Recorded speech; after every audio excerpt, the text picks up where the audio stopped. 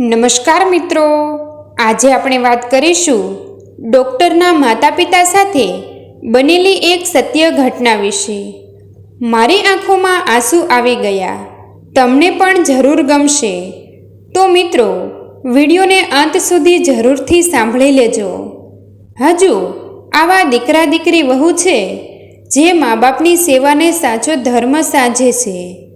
ગોવિંદભાઈને 2 પુત્રો, મોટો હાર્દિક અને નાનો હાર્દ.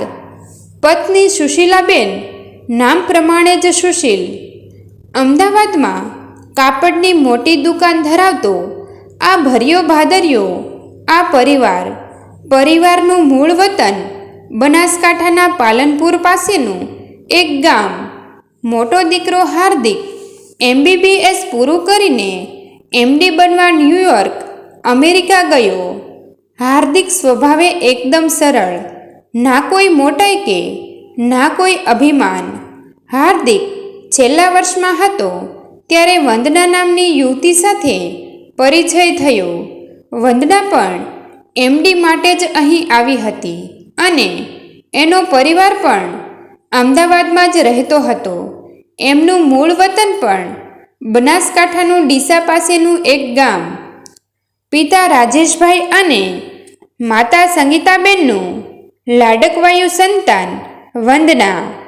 એક નાનો ભાઈ ખરો જે BScના છેલ્લા વર્ષમાં અભ્યાસ કરે. સાહજિક પરિચય બાદ બંને વચ્ચે નિકટતા વધતી ગઈ. બંને પોતાના અભ્યાસ પ્રત્યે તો સભાન અને સજાગત હતા. બંનેએ લગ્નના બંધને બંધાવવાનું નક્કી કર્યું, પરંતુ સાથે સાથે વંદનાની એક શરત હતી કે બંનેએ પોતપોતાના માવતરની સંમતિ મેળવવી. વંદનાએ તો એના મા બાપની સંમતિ પણ લીધી. એક જ જ્ઞાતિ ઉપરાંત હાર્દિક સોહામણો પણ હતો, એટલે અભ્યાસની વિગત અને ફોટો જોઈને જ વંદનાના મા બાપે સંમતિ આપી દીધી. વંદનાના મા બાપને પોતાની દીકરીની કાબેલિયત પર કોઈ શંકા તો ક્યારેક હતી જ નહીં અને સાથે વંદનાના સંસ્કારો પર પણ સંપૂર્ણ વિશ્વાસ હતો. હાર્દિકનો એકદમ સરળ સ્વભાવ અને થોડી શરમાળ પ્રકૃતિ આડે આવીને ઊભી રહી, એટલે એના મા બાપને કહી ના શક્યો. પરંતુ એને એટલો આત્મવિશ્વાસ હતો કે મા બાપ મારી પસંદગીને સ્વીકારી જ લેશે. હાર્દિકનો અભ્યાસ પૂરો થયો. બંને જણ અમદાવાદ આવ્યા અને પોતપોતાના ઘેર જવા માટે છૂટા પડ્યા. બીજા દિવસે હાર્દિકે સુશીલાબેનને શરમાતા સંકોચાતા બધી હકીકત જણાવી. સુશીલાબેને સાંજે જમતી વખતે ગોવિંદભાઈને બધી વાત કરી. વંદનાના માતા પિતાના નામ અને ગામ જાણીને ગોવિંદભાઈ ભડક્યા. અરે, આ તો એ જ રાજેશ છે કે જેણે મારી પિતરાઈ બહેન રિંકુને છૂટાછેડા અપાવ્યા હતા, કે જેના લગ્ન એના પિતરાઈ ભાઈ સાથે થયેલ હતા. હા, એની દીકરી ડૉક્ટરનું ભણી રહી છે. હું કોઈ કાળે આ સંબંધ માટે તૈયાર નથી. 20 વર્ષ પહેલાંની ઘટનાને સંભાળીને ગોવિંદભાઈએ આ સંબંધ પર છોકડી મારી દીધી. હાર્દિક આ બધું કાનોકાન સાંભળી રહ્યો હતો. પૂરેપૂરા ધર્મ સંકટમાં મુકાઈ ગયો. હવે શું કરવું? પિતાજીના સ્વભાવની એને ખબર હતી. એ કોઈ કાળે નહીં માને, એ હાર્દિક સારી રીતે જાણતો હતો. વંદનામાં એ પૂરો ખોવાઈ ચૂક્યો હતો, એ પણ એટલું જ સત્ય હતું. અને વંદના? હાર્દિકને ખબર હતી કે આ હકીકત વંદના સહન નહીં કરી શકે. વંદનાને અભ્યાસનું 1 વર્ષ બાકી હતું, એટલે એને શું કહેવું હવે છે. વટે મનમાં પાકો નિશ્ચય કરીને હાર્દિકે વંદનાને ફોન કર્યો. વંદના, મેં ઘેર બધી વાત કરી છે. મમ્મી પપ્પાએ હા પાડી છે, પરંતુ સાથે સાથે કહ્યું છે કે વહુનો અભ્યાસ પૂરો થવા દે. વંદનાએ પ્રત્યુત્તર વાળ્યો. મને સારું લગાડવા માટે ખોટું બોલી રહ્યા છો તમે. તમારા મમ્મી પપ્પાએ ક્યારેય હા નહીં પાડી હોય. હે? હાર્દિક ખચકાઈને બોલતો બંધ થઈ ગયો. ધીમા ડુસકા સાથે વંદના બોલી, મેં અમેરિકાથી ફોન કર્યો હતો ત્યારે મમ્મી પપ્પાના નામ અને ગામ નહોતા જણાવ્યા, પરંતુ ઘેર આવીને બધું સવિસ્તાર જણાવ્યું. એ સાથે જ મારા પપ્પાએ પણ સંબંધ આગળ નહીં વધારવાની સૂચના આપી દીધી. અધૂરામાં પૂરું, તમારા પપ્પાનો ફોન પણ મારા પપ્પા પર આવી ગયો ને એમણે કહ્યું કે જોજો, બધા ભેગા થઈને મારા દીકરાને ફસાવતા નહીં. વંદના, હું અત્યારે જ તને મળવા આવું છું. બોલ, ક્યાં, કેટલા વાગ્યે મળશું? હાર્દિકે ફોન પર કહ્યું. રિંગ રોડ, નરોડા સર્કલ, સાંજે 5 વાગ્યે. વંદના રડતા રડતા બોલી. 5 વાગ્યે મળીને ઘણી બધી ચર્ચા વાતો સાથે બંનેએ નક્કી કર્યું કે બંનેના મા બાપને મનાવવાના પ્રયત્નો ચાલુ રાખવા, છતાંય નિષ્ફળતા મળે તો વંદનાનો અભ્યાસ પૂર્ણ થતાં જ પ્રેમ લગ્ન કરી લેવા.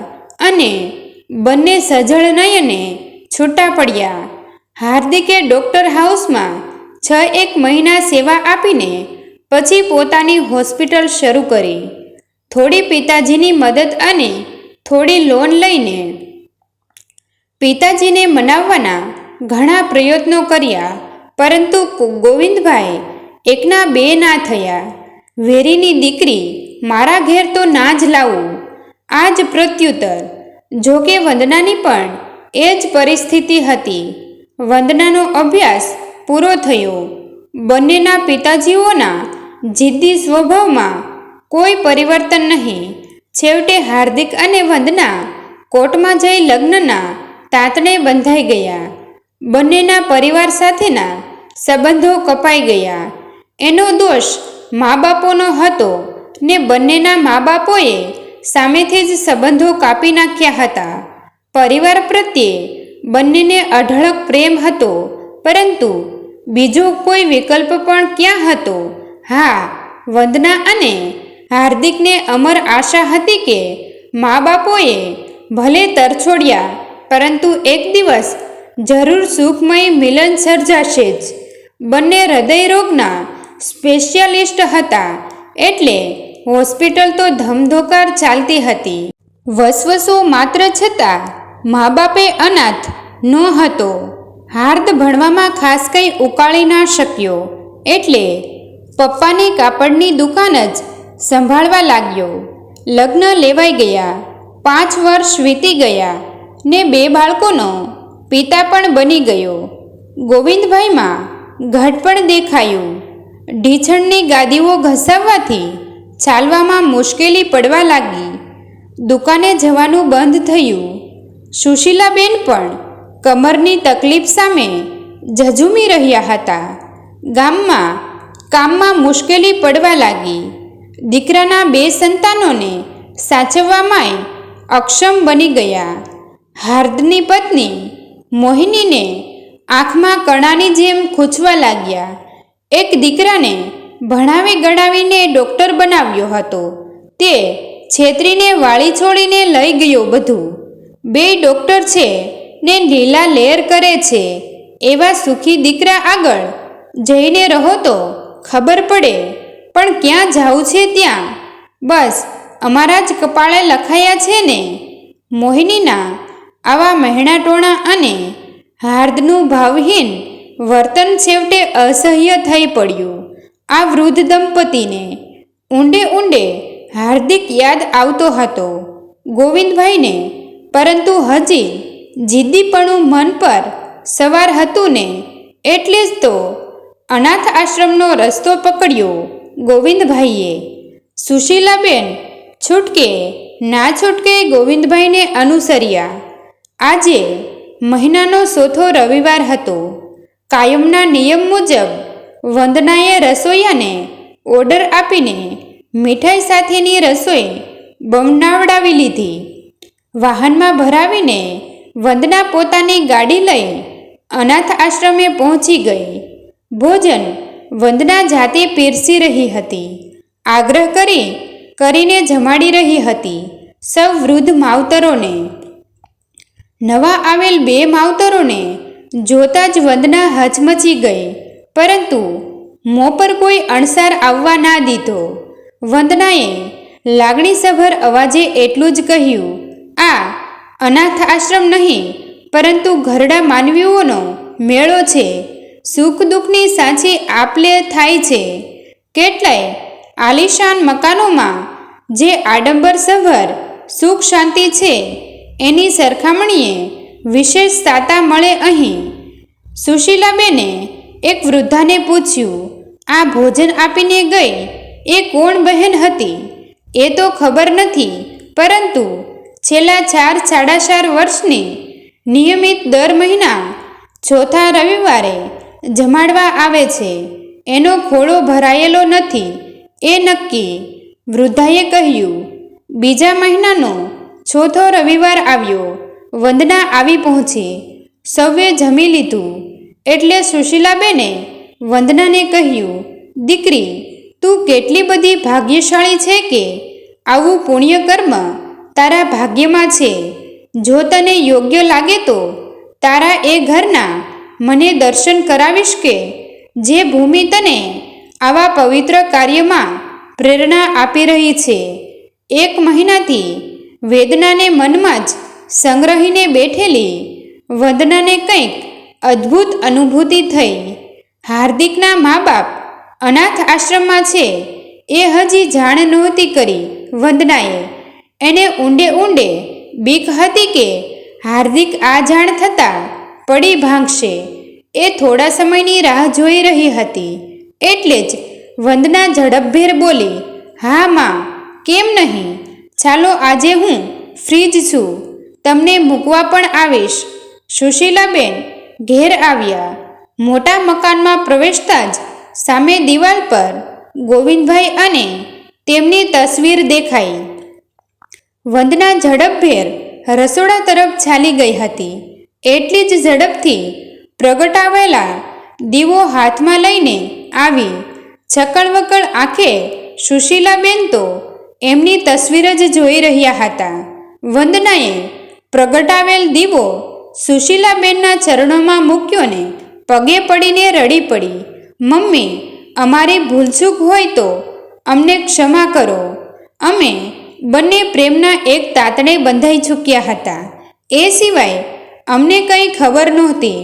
સુશીલાબેને કમરનું દર્દ ભૂલીને નીચા નમી વંદનાને ઊભી કરી અને બાથ ભીડી દીધી. પોતાના હાથેથી વંદનાના આંસુ લૂંચીને પછી દર્દભર્યા અવાજે બોલાયા, બેટા, ભૂલ તમારી નહીં, પરંતુ અમારી છે. એમાંય તારા સસરાનું જિદ્દીપણું અને સામાજિક વેરઝેરે ભાન ભૂલાવ્યા અમને. હાર્દિક ક્યાં છે બેટા? ને કોઈ બાળબચ્ચું કેમ દેખાતું નથી? આડું જોઈને મહા મહેનતે વંદના બોલી, હાર્દિક તો સોમનાથ ગયા છે દર્શન કરવા મમ્મી. બીજા પ્રશ્નો જવાબ ગળી ગઈ વંદના. બીજા પ્રશ્નોનો જવાબ ના મળતા અને આડું જોઈને બોલતા સુશીલાબેને કંઈક ભેદ લાગ્યો. વંદના, તું કંઈક છુપાવે છે. તમારા બંનેના પ્રેમની દુહાઈ આપું છું, સાચે સાચું બોલ. બાળ બચ્ચાવાળી વાત તું કેમ ગળી ગઈ? વંદનાના બંધ છૂટી ગયા. સુશીલાબેનના ખોળામાં માથું નાખીને સોધાર આંસુએ રડવા લાગી. સુશીલાબેને માથે હાથ ફેરવ્યો. મમ્મી, અમે પ્રતિજ્ઞા લીધી હતી કે અમારા બંનેના મા બાપ અમને જ્યાં સુધી પાછા ના મળે ત્યાં સુધી પતિ પત્નીના કોઈ સુખ ભોગવવા નહીં.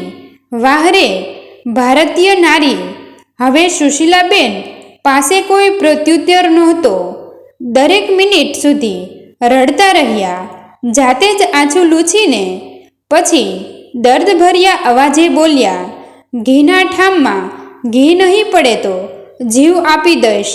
હાર્દિક ભોળાનાથના દર્શન કરીને પાછો વળી ગયો હતો. એ જ વખતે એક વૃદ્ધ દંપતીને ભોળાનાથ આગળ કરુણ અવાજે આજીજી કરી રહ્યું હતું એ શબ્દો કાને અથડાયા. હે ભોળાનાથ, લાજ રાખજો. આ કદાચ તમારા છેલ્લા દર્શન છે. હવે પછી દર્શન આવવાનું ભાડું મળશે કે કેમ? બસ આટલી વિનંતી છે કે દીકરા વહુના હૃદયમાં ઉતરીને એમના ત્રાસમાંથી બચાવો ભોળા. ઘરઘાટી અને આયા જેવા કામ આ ઉંમરે નથી થતા ભોળાનાથ. ભીના ચહેરે બહાર નીકળીને હાર્દિક વૃદ્ધ દંપતીની રાહ જોઈને ઊભો રહ્યો. બંને પાસે આવ્યા એટલે હાર્દિકે પૂછ્યું, ક્યાં રહેવું વડીલ? અમદાવાદના છીએ બેટા, વૃદ્ધે કહ્યું. હું પણ અમદાવાદનો જ છું અને ગાડી લઈને આવ્યો છું. ચાલો તમને લઈ જાઉં છું. રસ્તામાં આછા બોલા હાર્દિકે એટલું જ કહ્યું. વડીલ, તમે નિયમિત રીતે જ સોમનાથ જજો. તમને કાયમનું ભાડું મળી જશે. હું અમદાવાદમાં મારું ઘર જ તમને બતાવી દઉં છું.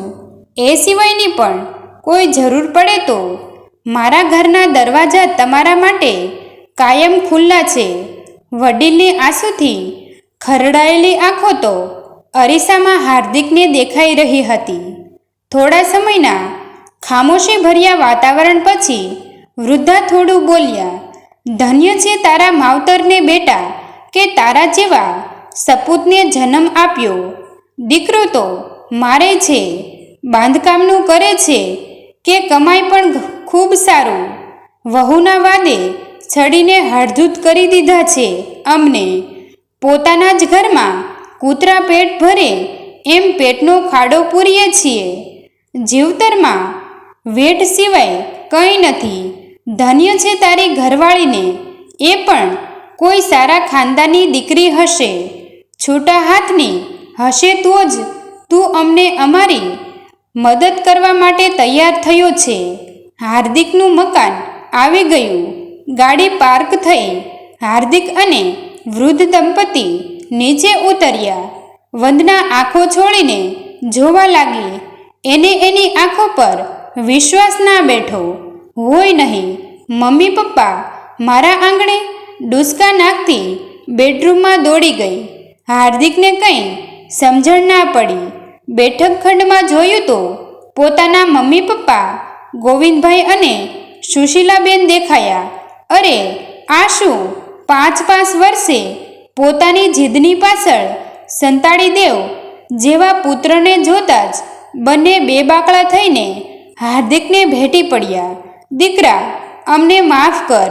સ્વર્ગમાંથી બનાવીને મૂકેલ જોડાને અમે અમારા સામાજિક વેરઝેરમાં ઓળખી ના શક્યા. ધન્ય છે મારી વંદના વહુને. ધન્ય છે તમારા મા બાપ પ્રેમને. ધન્ય છે તમારી ટેકને. શાંત થાઓ પપ્પા, શાંત થાઓ મમ્મી. સમય સમયનું કામ કરે છે.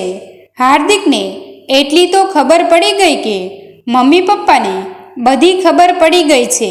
છતાંય વંદના બેડરૂમમાં કેમ દોડી ગઈ એ કંઈ સમજણ ના પડી. મમ્મી પપ્પાએ સોફા પર બેસાડીને ઉછાટ ભર્યા હૈયે બેડરૂમ તરફ દોટ મૂકવાનું કર્યું. ત્યાં તો ગળે ડૂમો બાજેલ હોય એવા પાછળથી અવાજ આવ્યો. જશો નહીં હાર્દિક કુમાર, એને રડવા દો, અમે મનાવશું એને. હાર્દિકે ચોંકીને પાછળ જોયું. હાર્દિક કુમાર, આ બધું શું બની રહ્યું છે? હાર્દિકને કંઈ ના સમજાયું. બંને વેવાઈ વેવાણોને તો એકબીજાની ઓળખાણ થઈ ચૂકી હતી. બંને વેવાઈ ભેટી પડ્યા. ઝેર ઝેર ભૂલાઈ ગયા. હાર્દિક તો આ બધું જોઈને આભો જ બની ગયો. એને તાળો મેળવતા વાર ના લાગી. ચારે વેવાઈ વેવાણ ચાલ્યા બેડરૂમ તરફ. વંદના ઊગી પડીને ડૂસકા ભરી રહી હતી. રાજેશભાઈ અને સંગીતાબેને દરવાજો ઊભા રહીને જ રુદન મિશ્રિત એક ડોકાણું ગાયું. ગુલામ મોગરો રાતરાણીને સૂરજમુખી નિરાળી, એથી મારી વંદના દીકરી લાગે અમને પ્યારી. દોટ મૂકી વંદનાએ. વંદના સંગીતાબેન અને રાજેશભાઈને ભેટી પડી. ગોવિંદભાઈ વંદનાના માથા પર હાથ ફેરવી રહ્યા હતા. ત્રીજા દિવસે બંને વેવાણોએ ભેગા મળીને વધુને છેડાછેડી બંધાવીને ખૂબ ખૂબ આશીર્વાદ આપી મોકલી દીધા મહાબાળેશ્વર ફરવા માટે. મિત્રો, તમને જો આ વિડીયો પસંદ આવ્યો હોય તો વિડીયોને લાઈક અને તમારા અન્ય સગા સંબંધી મિત્રો સાથે વિડીયોને શેર કરવાનું ભૂલતા નહીં. અને આવા જ નવા જીવન ઉપયોગી, જીવનમાં કંઈક નવું કરવાની પ્રેરણા મળે તેવા વિડીયો જોવા માટે અમારી ચેનલ સાથે બન્યા રહો. થેન્ક યુ મિત્રો. મળીએ છીએ એક નવા વિડીયો સાથે. આભાર.